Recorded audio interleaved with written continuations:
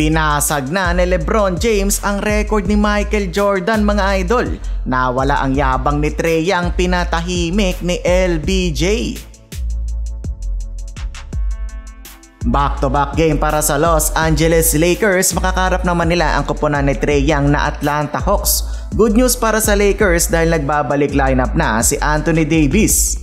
Simula pala ng laban mga idol, takbuhan agad ang Lakers. Etong si LeBron gusto pang mag-alley-oop pero dinerecho na ni Reeves ang bola.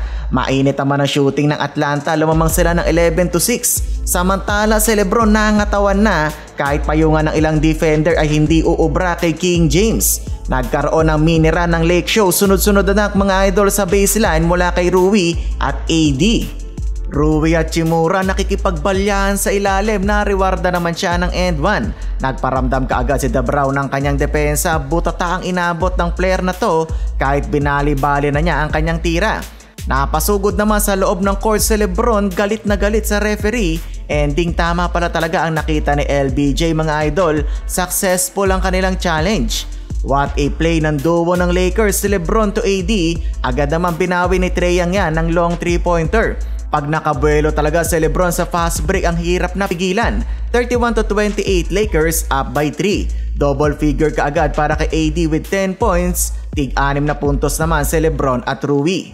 Start ng second quarter, dunk agad para sa Atlanta habang si LBJ pumakita ng behind the back at no look pass to Hayes. Sayang lang at hindi natapos ang highlight pero may foul naman. Nagbabawian ang dalawang star player na magkabilang kupunan, bully ball move by LBJ, simpleng floater naman para kay Trae Young. Trae Young mga idol, inangasan si Jackson Hayes matapos bigyan ng konting bump. After nyan nagkakasagutan pa ang dalawang player. Sisimple pa sana ng bawi si Hayes. Habang si LeBron iba na lang ang binawian, kinatawa ni LBJ sabay fadeaway. Dalton Knecht pa simple lang pero 3-for-3 na beyond the arc. Late ng quarter, inulit na naman ni LeBron ang kanyang vintage move na fadeaway. Nasundan pa yan ng corner triple ni Max Christie. And ng first half abante ng 8 ang LA Lakers.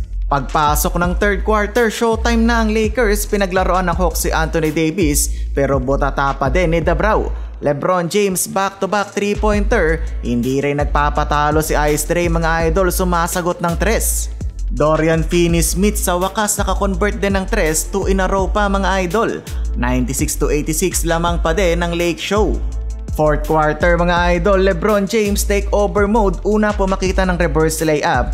After nyan sunod-sunod na puntos mula sa Hare. Napa-timeout na lang ang coach ng Atlanta para pigilan ng mainit na si LBJ. Pagkatapos mailista ang kanyang ika-30 na puntos ngayong game, na-break na ni LBJ ang record ni Michael Jordan sa most 30-point games in history.